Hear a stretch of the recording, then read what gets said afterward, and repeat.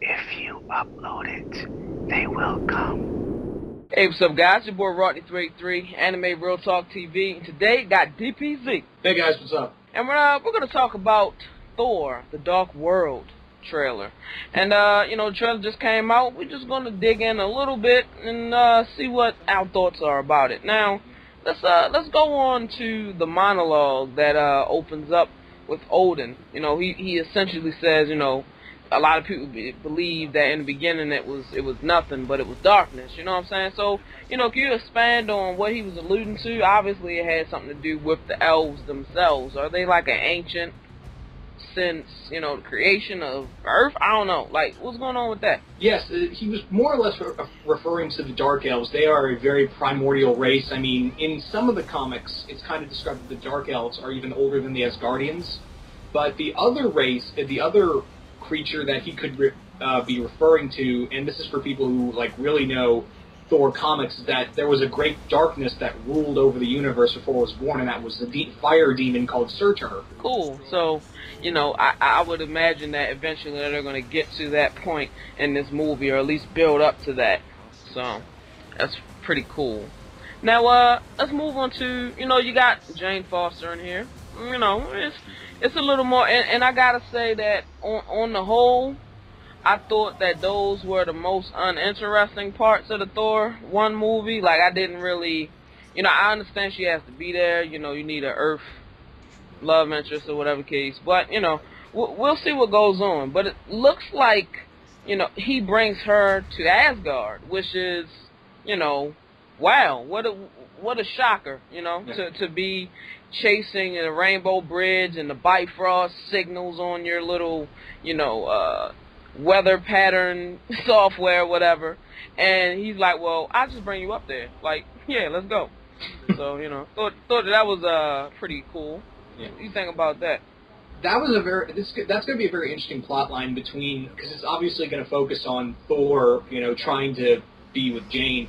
And it's so interesting, too, because there was actually a comic a long time ago, I think 60s or 70s, where it kind of ended the romance between Thor and Jane Foster's when Thor actually took her to Asgard to try to become a goddess, and Odin made this test for her to, see if she was worthy of becoming a goddess to face this creature, and she was too cowardly and ran away and had to get Thor to kill it for her, and Odin was like, nah, she can't be a goddess, and sent her back down without any memory of him.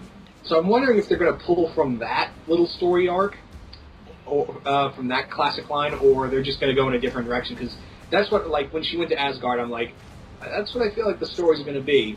And the other thing, it's also kind of weird in the beginning of this trailer, when you see that, you have that scene of that fire truck just floating in midair in circles, I'm like, did I just end up watching a trailer to Inception 2? After watching a couple times, I took it as when he's about to teleport down, it's a certain, gravitational, weirdness that happens when he's about to transfer down with the Bifrost and all of that. So I thought that's probably the cause of it. But it looked cool, though, because everybody was mystified, so, I thought it was pretty cool. Speaking of cool, how cool is that transition scene between the Marvel logo to Thor's cape? Oh yeah, pretty cool. See, they're very creative with stuff like that. Even they're very creative as well on their ending credits for a lot of their movies. Like on the Avengers, they showed all of the weapons of the Avengers, the gloves and all of that. So I thought, they can get creative. Pretty cool. Another thing I wanted to ask you was, can Thor use the Bifrost by himself now? I would imagine that they're not gonna have to put inside the trailer that he's calling up to Heimdall saying to open the Bifrost, but I was just wondering, is it something that he can do on his own? Because I know in the cartoon he could just swing it, and it opened up, you know what I'm saying? So, I don't know, what are your thoughts on that? I think that's a possibility that I think he can use the Bifrost by himself, but then I gotta remember, it's probably gonna take off a lot from Thor 1, where we're probably going to see the Bifrost still, in repair. So I'd imagine, you can only go so far and use so much power from the bridge that's still being reconstructed. Man, let's go on to the imagery. They got some stunning imagery, a lot of nice shots of Asgard.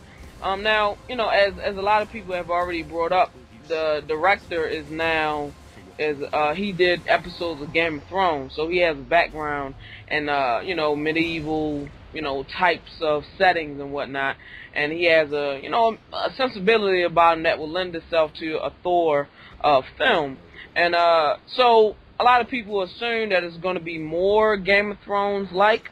You know, I don't know. What are your thoughts on it? Then I'll, you know, talk about what I think about it. Well, I think it's an interesting pick. I think it's a very good pick to have someone that's based around fantasy and very medieval-esque story. And even Chris Hemsworth said that this film is going to be a very Viking, have a more Viking feel to it, a more fantasy feel.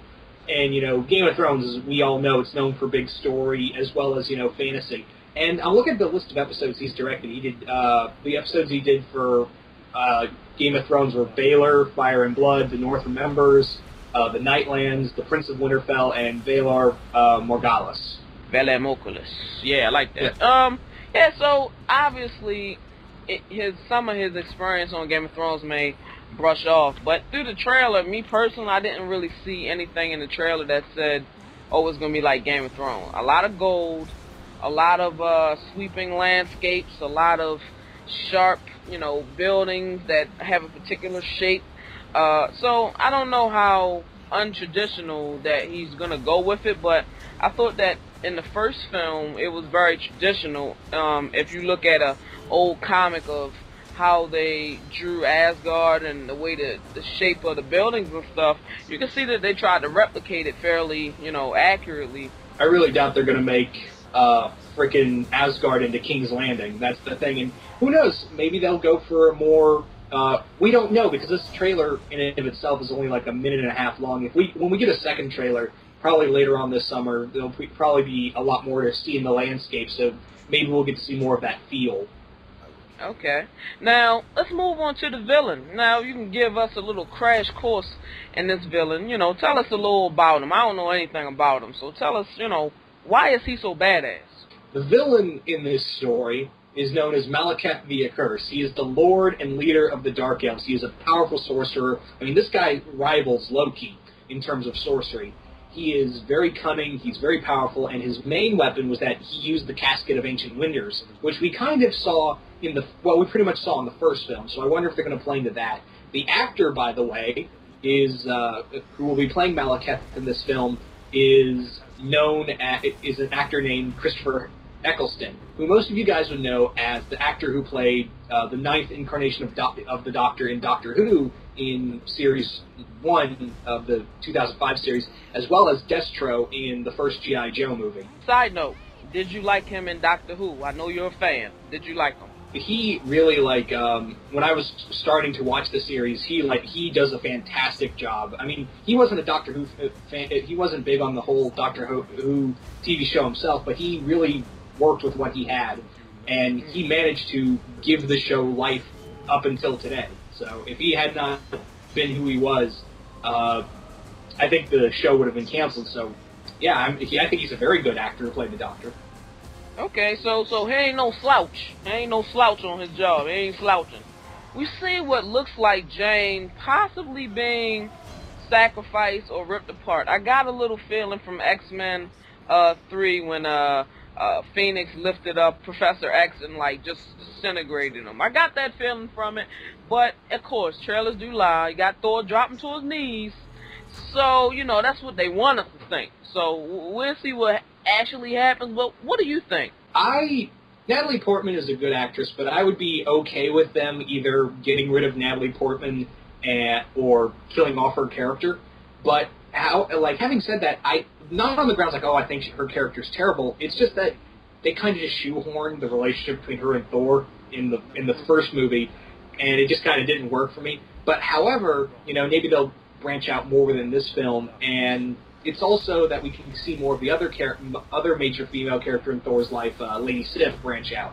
And from this trailer, she looks like she's going to do a lot more. She also looks like she's a little pissed that Thor brings Jane up there, you know what I'm saying? I mean, from her perspective, you got to look at it like, well, why would you choose an Earth woman when you got a bad chick on your side, you know what I'm saying? And you can see even on the first film that she had feelings for him, but it wasn't really expanded upon, you know.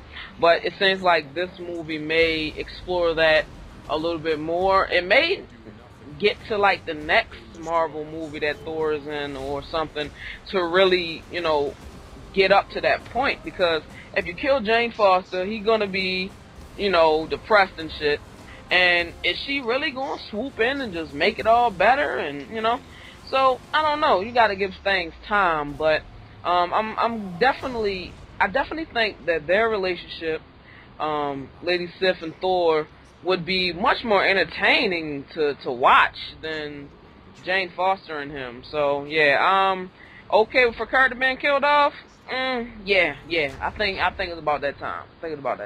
Also, we get a look at Loki. Yeah. And he's in a prison. I'm assuming it's some type of Asgardian seal of Odin that's keeping him in there. I don't know. And he looked cracked out. Like, he looked just like, well, I'm just gonna be sitting here, so I look pretty much. Yeah. I don't know. What do you think about it? He kind of looks like that guy Tommy Wiseau from that god awful movie The Door. I mean, or whatever that movie was. Alright. Yeah, so, well, clearly, you know, Thor needs him because, like you said, previous, is that the Malekith, his magic pretty much rivals Loki, you know, in a way. So maybe Loki, at the end of the day, is the only one that could possibly get the upper hand on him. I don't know, it'll be him doing his magic thing while Thor brings down the hammer on his ass. So, you know, already know.